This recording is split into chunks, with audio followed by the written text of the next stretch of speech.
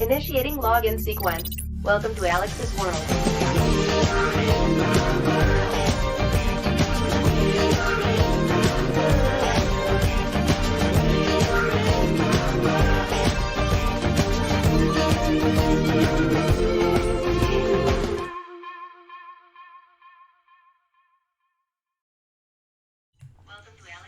Welcome to Alyx's world, a safe space for wrestling fans like you. You know who this is. I'm your host, Alyx, just Alyx. And I fade away and classify myself as obsolete. I hope you said it in the live chat. Yes, sir, hey, ladies and gentlemen, this was quite the wonderful episode of All Elite Wrestling's Wednesday Night Dynamite. That's right. Well, all right, look at me. Oh, sorry. Man, let me tell you this. During these hard times, these very confusing, uncertain times filled with anxiety, some depression, some just lacking hope, it's not looking good. This whole COVID-19 spread is getting worse by the day. There doesn't seem to be much end in sight. So it's always good to know we got the wrestling guys, we got the AEWs and the WWEs, the NXTs, those wrestlers who continue to put their bodies in the line for us, for our entertainment, to give us something to smile about, to give us something to push on through this crisis. So I just want to thank all the wrestlers, men, women, personnel, on screen, behind scene, that continue to make this work, that continue to give us entertainment. And as much as you can, as long as you are able to, I wish you nothing but the best, and do know I will be watching. Now, with that said, I feel like AEW showed WWE up this week, because these past episodes of Raw and SmackDown, they've been pretty weak. They have sucked. And we gave them the excuse. All right, well, the audience isn't there. It's not their fault. They can only do what they can do, right? And then AEW showed up tonight and in 2 hours completely took a crap on Raw and SmackDown over the last few weeks. And it was, dare I say, wonderful! But we'll get into that in this review. Please help me discuss this show in the live chat or in the comments if you're watching this afterwards. And if you like what I have to say and you want more, do me a solid favor. Like the video, subscribe, and please click that notification bell to catch all my content when it comes out. While you're at it, please help expand the brand by doing the following. Buying yourself a t-shirt today at Pro Wrestling Tees. We got the old school Deluxe Man t-shirt for you throwback fans. And of course, the new school Alyx's World t-shirts. But also, like me on Facebook. Follow me on Twitter at VX1 Alyx's World. Donate using PayPal, Patreon, and of course, Super Chat. Give me a follow on Instagram. Email me at justalyxsworld@gmail.com. And also follow us on Reddit. We have a subreddit called The Wrestling Safe Space. What is this Wrestling Safe Space? It's a place for adults to discuss wrestling. So give us a follow there and continue to help expand the brand. Now, real quickly, we've been having some issues with Streamlabs ever since the update came in. I had not been able to see Super Chats. And apparently, if I go to the live chat, I don't think I'll be able to see it. So let's see. The live chat should be showing us here, but it's not. So right now, Streamlabs is glitching on the Super Chat department and the live chat department. For this video only, it's just going to be me. I apologize. But that's okay. We're still going to have a lot to discuss. All Super Chats will be read when I see it. So please, donate. It will not be missed. I swear it. So let's get to it, shall we? Let's go ahead and get into this wonderful episode of AEW's Wednesday night, Dynamite. I almost want to go, Dynamite, but I'm not going to because that's... Now, the show opens with Cody Rhodes inside the ring. He talks about how small recent events have made us all feel and how important what they do is.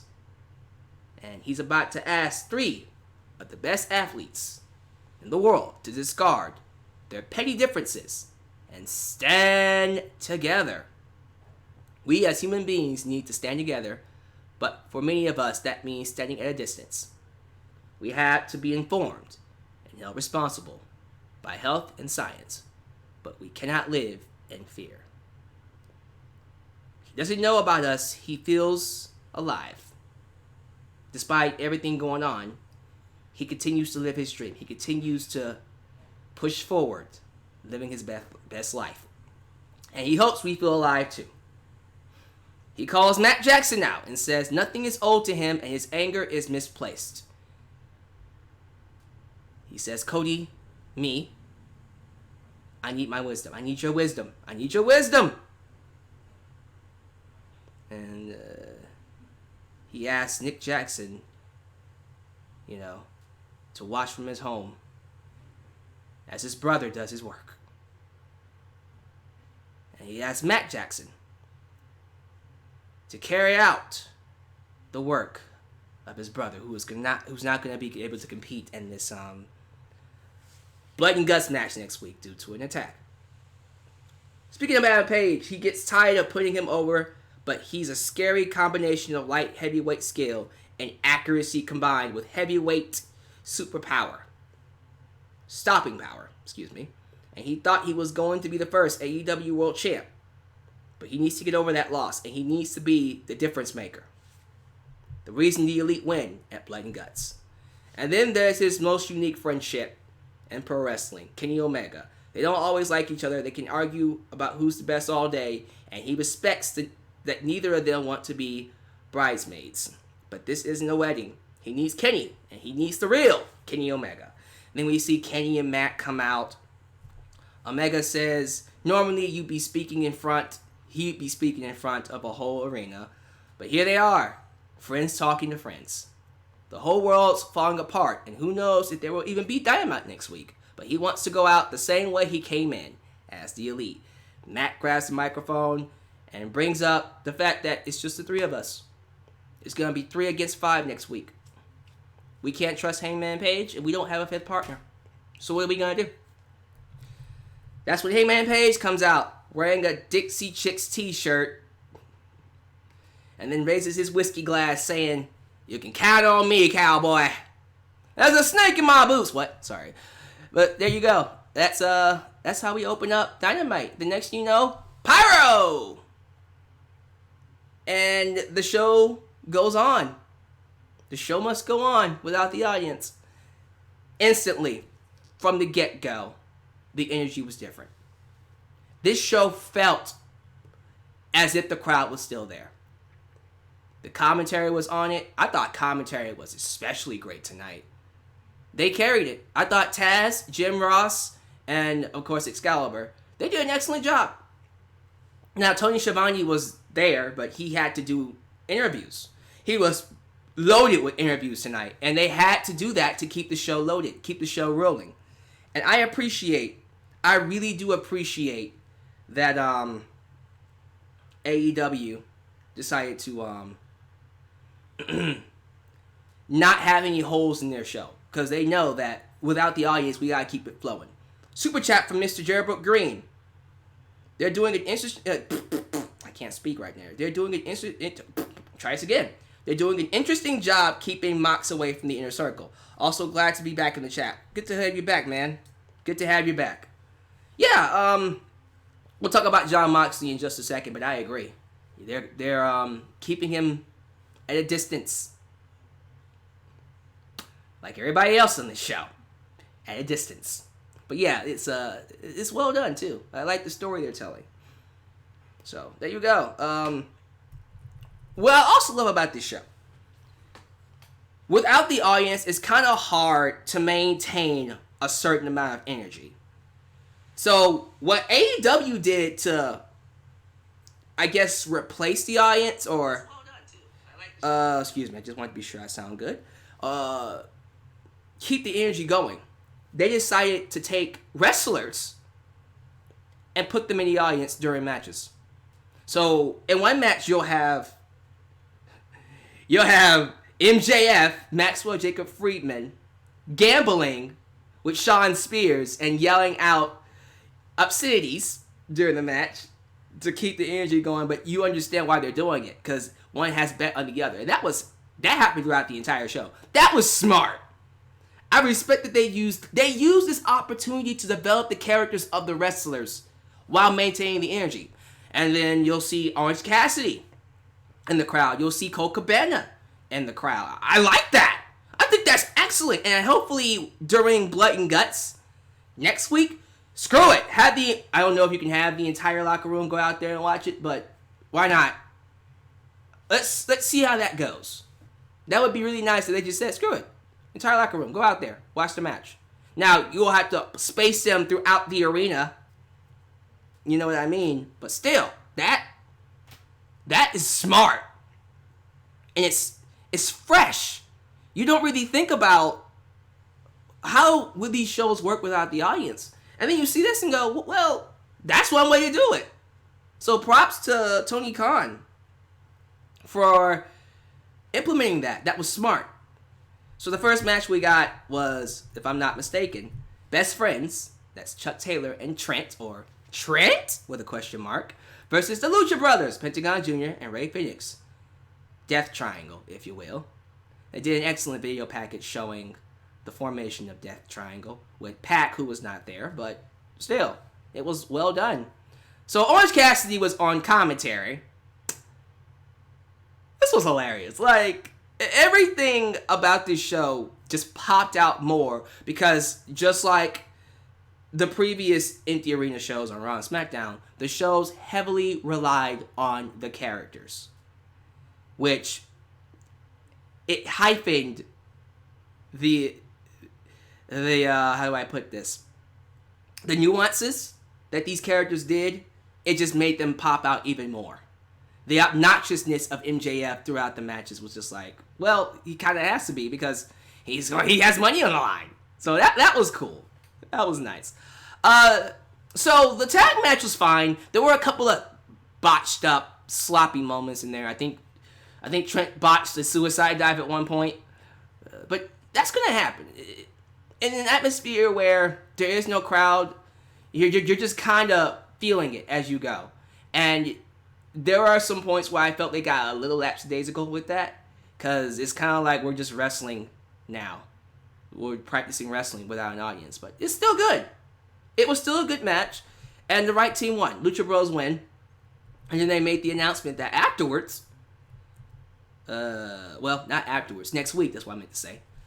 Next week, during a promo, the Best Friends will fight the Lucha Bros again, but this time in the parking lot. It'll be a parking lot brawl street fight.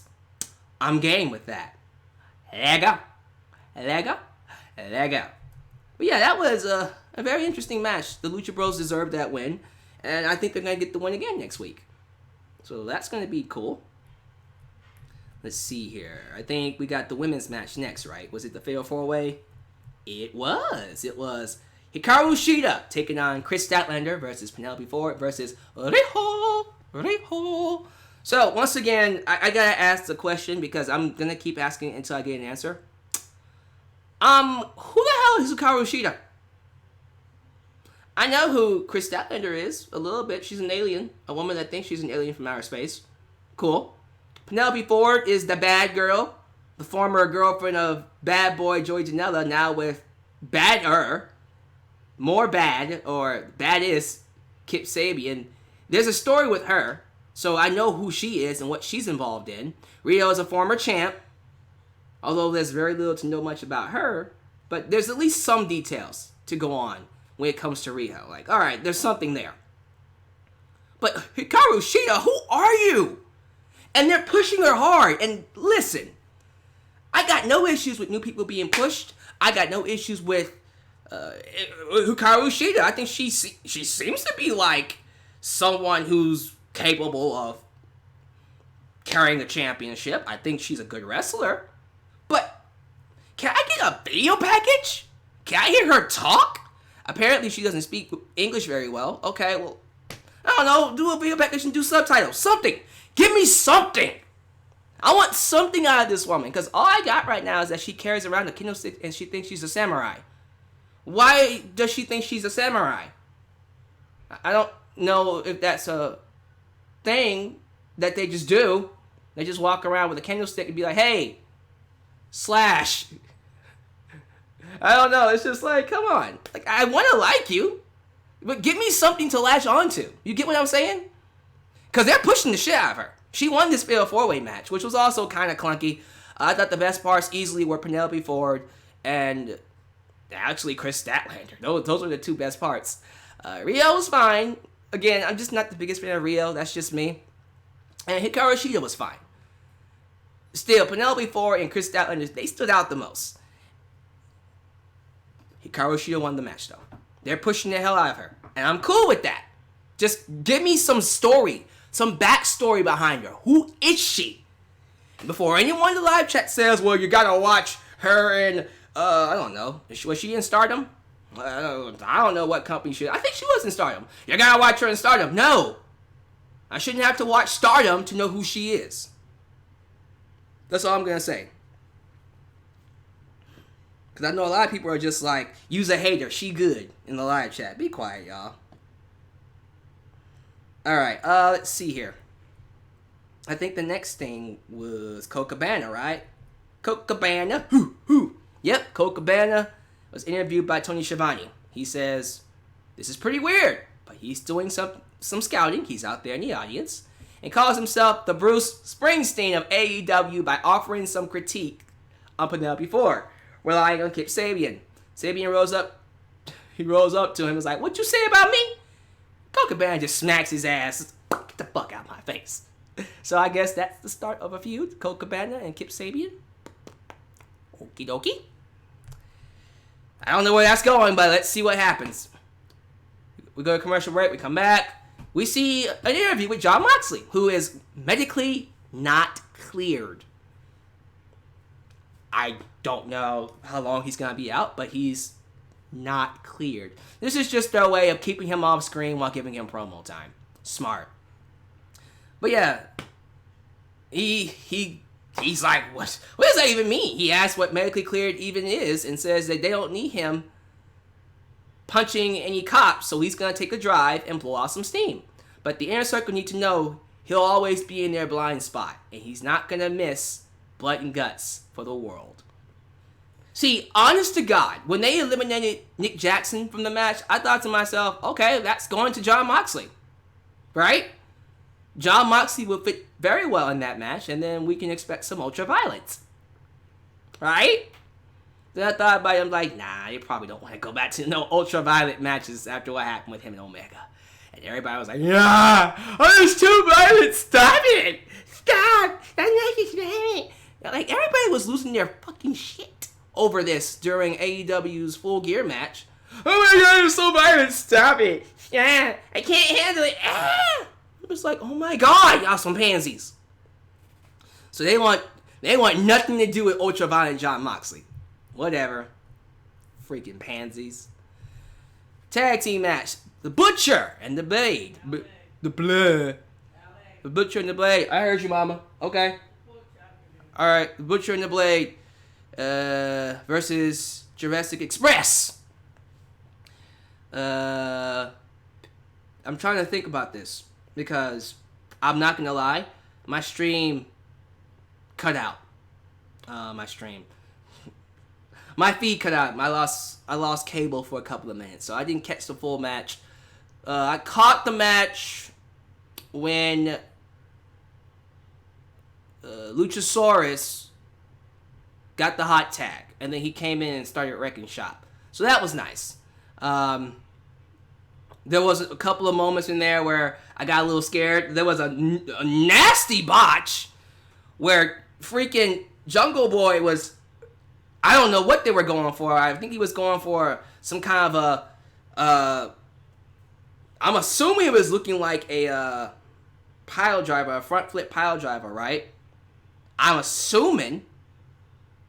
But he just went flipping over everybody and just fell out of the ring. So, hopefully things are okay with him. Because I was like, man. I also am a little bit worried about the Butcher. He's the big one, right? The Blade is the guy with the mask, and the Butcher is the one with the one eyeglass. Right? I don't know. One of them is... I'm assuming the Butcher is the big guy. So, the Butcher fell to the outside at one point, and he just kind of laid there. And I'm just like, uh-oh. Did he get injured doing something? Hopefully he's okay. But there was a couple of hoss fights in there. Nice few moments. But at the end, Jurassic Express win with a Tombstone Ace Crusher. Cool. Sounds good to me. And then one of the biggest moments of the show happened. We get the reveal of the Exalted One. The reveal of the man who is leading the Dark Order. Evil Uno asks for the production team to focus on his eyes. His eyes! And talks about how the Exalted One is going to breathe new life into the Dark Order. He has promised the arrival of the Exalted One, and Evil Uno never lies or breaks his promises. Because Evil Uno cares about you, together we are one, and the Exalted One is near. The Exalted One is Christopher Daniels interrupts. You thought it was gonna be Christopher Daniels. Psych. But Christopher Daniels rolls up and tells him to stop running his mouth. It's been 3 months, and the truth is there is no Exalted One. You're making it up. He's sick of it. Stop lying to us. Stop lying to the people who follow you. It's just you two. The biggest lie is that he told the world that the Exalted One existed, and that's when strange, throbbing music fills the arena, and a distorted voice comes over the speakers. Introducing himself as the Exalted One, this nice little white cloak covers him, walks into the scene, rips off the mask, and it's Luke Harper! I'm sorry. It's Brodie Lee! Both. It's Luke Harper, Brodie Lee. It doesn't matter what you call him. Brodie Lee. Brodie Lee is the Exalted One. Which actually popped me because I, like a lot of people, assumed it was Matt Hardy. It's going to be Matt Hardy. It's going to be wonderful when he makes his debut. And it still is, trust me. But nope, it wasn't Matt Hardy. And let me just say this. I'm happy it wasn't. I'm happy they subverted our expectation and went with Brodie Lee. That was smart. And let me just say this. Did anyone else feel like this guy is an awesome goddamn mic worker? Because the way he was cutting his promo was like, what the hell? He's awesome. Oh my god. He can talk. But he's always been able to talk. Now that he's been given a role to where we can hear him talk, where we can, rely on his microphone skills to shine through, we're noticing it now. Well, yeah, Brodie Lee can talk. And as soon as it was revealed to him, the lights go off, they come back on, and then Brodie Lee attack Christopher Daniels and Kazarian, SCU. They attack them. And then they do the whole Dark One pose. And there you go. Holy crap. Brodie Lee is in AEW, and he's the leader of the Dark Order. I'm looking forward to this. Where is this going? I have no idea. But one of the biggest issues I've had with the Dark Order is, again, we've been sitting here wondering, man, is this ever going to work? Is this gimmick destined to fail? You tried everything. You've given this gimmick all you can give it. I don't know if this is it, bro. I don't know if this is it. But they stuck with it. They stuck with this. They, through thick and thin, made this work. They pushed this gimmick as far as they could. And here we are in 2020. Still working with it. They gave it a full revamp and brought in the Exalted One. That being Brodie Lee. Yeah. I think, for me, it's worth giving it one last shot. Here's what I'm going to say. If you can't make it work with Brodie Lee, it's time to call it. Like, this is your best shot to get this gimmick over. I'm going to take it a little bit more seriously now because you have Brodie Lee involved. But man, like, if you can't make it work now with Brodie Lee, I don't know. But I will admit, man, it's cool. It's cool seeing him get this role. It's a very prominent role. And it's going to test him. Can Brodie Lee bring interest back to the Dark Order? A gimmick, a stable that people don't care about. So far, it's a great start. Let's see if it continues. So one of my favorite parts of this show, besides the reveal of Brodie Lee, which was completely awesome, was this interview with Lance Archer, and Jake the Snake Roberts. Now, Tony Schiavone asked a question to Lance, but Jake said, I talk. I'm the one. I Paul Heyman, he Brock Lesnar. I talk. He didn't say that, but you get the idea. Jake commandeers the microphone and tells Cody Rhodes that they laid the gauntlet at his feet and gave him respect. But what did they get in return? Absolutely nothing. Absolutely nothing. He's got a record. They don't play games. They told him what they want. And it's one thing to keep away and try to keep out of harm's way. He understands that. But ignoring them is like spitting on his face. And he will not have that. He listened to him and his friends bitch like girls worried about prom. And if he doesn't like it, he can come try and shut him up. It's time for Cody to stand up and meet the man. And they came here for a specific reason. And it wasn't personal. But it has become personal. He had his chance to meet them straight on. And they will get his attention. This is followed, I swear to God, by one of the best video packages this company has done so far. It is Lance Archer and, of course, Jake the Snake Roberts sitting in this backyard wrestling neck of the woods place. It's in the woods in this rinky-dink ring with all of these, I guess, backyard wrestlers. We have Jake on a stool, rocking chair like Bray Wyatt, smoking. And we see Lance Archer destroy all of them. They hit him, he no-sells it, and he looks like a monster. Destroying challenger after challenger after challenger until no one is left standing. And then he mutters the words, "Everybody dies." Excellent. Like, that was done so well. This is how you establish characters. This is one of the things I appreciate with AEW more than anything else. They did this excellently. I love this. So well done.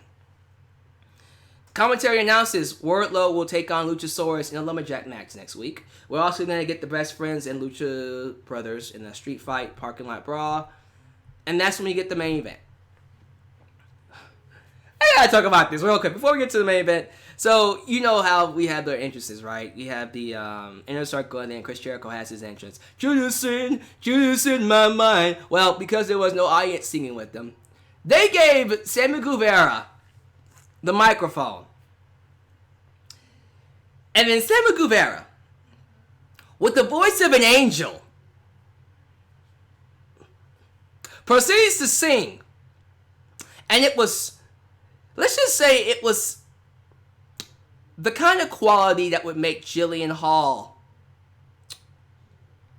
go, "God damn, at least I'm not that bad." Now, Jillian Hall probably love it. She'd be like, "Oh my God, I know I want him." Jillian Hall should be in the Hall of Fame. "You know you want me." They should hire her, by the way. I miss Jillian Hall. I freaking miss her. She's so good. That was one of the best heel gimmicks ever. One of the best jobber gimmicks. They really should hire her. I want Jillian Hall. I want her. I want her in AEW. Anyways. Yeah, Sammy Guevara. His voice, man. Talk about I can't say that. Talk about the COVID virus. The COVID-19 virus. Interesting. It's almost like he was giving us all virus in the eardrums. You know what I mean? That was so funny. It was hilarious. We get this 6-man tag, Inner Circle, Jake Hager, Ortiz, and Santana versus the Elite. Cody Rhodes, Matt Jackson, and Hands Wash Adam Page. Not Hangman, but Hands Wash Adam Page. Hilarious. Honestly, the match itself, it was just a fun match. Not really much to really talk about. As always, you have to know with all the heels out there. You had MJF, you had Wardlow, you had Jericho. There was some screw jobs involved. Cody Rhodes gets distracted by MJF and disallows, if I'm not mistaken, Santana to get the roll up on Hangman, or Hands Wash, excuse me. And the Inner Circle win by pinfall victory. Afterwards, this is easily the best part of the show. Jericho is celebrating with his boys. They go on stage. Jericho gets the microphone. And he then bans fans from all future AEW events until he says otherwise. You bastard! You bastard! I was ready to come to the April event, man! God damn it. Mother effer. You banned my... I was looking forward to coming to Dynamite on April 29th. The last Wednesday in April. I was looking forward to coming, man. I was looking forward to coming. And then you went ahead and banned it. Dag nabbit. Dang it. Dag nabbit. That's okay. You'll get yours one day, Jericho. You'll get yours. Anyways, he continues. He then brags about after what they did to Nick Jackson, the Inner Circle outnumber the Elite. So they flip the Elite the bird, showing up all five of the Inner Circle against four of the Elite. And then he says they don't stand a chance. Hager, excuse me. I'm getting the H's mixed up. Hager does push-ups. Chris Jericho tells Guevara to get on his back so he can do another one. They're just having some fun. They're just being stupid. And then he gives Sammy the microphone and he says, talk about how sexy you are. And then Sammy Guevara proceeds to hit on Brandy Rhodes. Come on, man. Come on, that's good. That's just too good. That's awesome. Oh, but wait. Just when you thought they were done, we see a droid fly into the ring. Oh, yes. Yes. A drone comes flying into the arena, and Matt Jackson gets a microphone. He says there was one thing wrong with Jericho's speech, because the Elite isn't outnumbered. It's not just the four of them, that includes Omega, who's injured, he can't wrestle right now, but Omega, because he made a phone call to a friend who owes him a favor. We hear piano music. We go to the Raptors, and we see Broken Matt Hardy. That's right. Yeah, Matt Hardy, boy. My boy Matt Hardy's in AEW. We saw it coming. But you know what? We thought he was going to be the Exalted One. They said, nah, bruh. We're just going to bring him in as Matt Hardy. Broken Matt Hardy. Yes. And then he does the delete fingers. Delete, delete, delete. Commentary sells it. It's amazing. Broken Brilliance has come to AEW. And the show goes off the air. Awesome ending. What a show. Like, I'm still feeling goosebumps from that ending. I'm like, man. Yo, like this. Imagine what they can do with Matt Hardy in AEW. And they're giving him creative control. He's going to have control over his own promos. Yo. Imagine if they did a full show in the Hardy compound. Why not? I would do it. I would do a full show in the Hardy compound. I would watch that. Dude, that is massive. Brodie Lee was one thing, but Matt Hardy, that's a double knockout punch. NXT, I haven't watched the NXT show. Apparently, they didn't really do wrestling tonight. They just did interviews. Hey, Triple H, he basically suspended TakeOver until further notice, so might as well just do interviews for now. Here's what I'm gonna say. This is what I want to put out to you guys. If they were to do an actual episode of AEW at the Hardy compound, would you complain about that? Would you be okay with that? I'm very curious to know what your reactions would be, because I'm feeling that. I think that would be really awesome. Oh, this was good. This was delightful. I as a fan, am so happy that Matt is away. He's gotten away from the BS. He's gotten away from WWE, hindering him, treating him like crap, not seeing the value in him. This is it, man. This is the place he needs to be. You don't know what you did. WWE, you screwed up by letting Matt Hardy go. And now he is about to take AEW to a whole new level. And it's going to be, I don't want to say glorious because that's the wrong person. It's going to be wonderful. And I can't wait. I can't wait. What a great episode. Please give me your thoughts about this down below in the comments. I'm looking forward to hearing what you say. I'm so sorry to the live chat. I can't show you in this particular podcast, but I promise you, we will get this Streamlabs thing fixed and we'll get back to it. But until then, ladies and gentlemen, thank you for watching. Thank you for making me a part of your day. And as always, like the video, subscribe, and tune in for more right here in Alyx's world. This is Alyx, just Alyx, signing off. Take care of yourself, wash your hands, and have a good day. I'm out. Peace.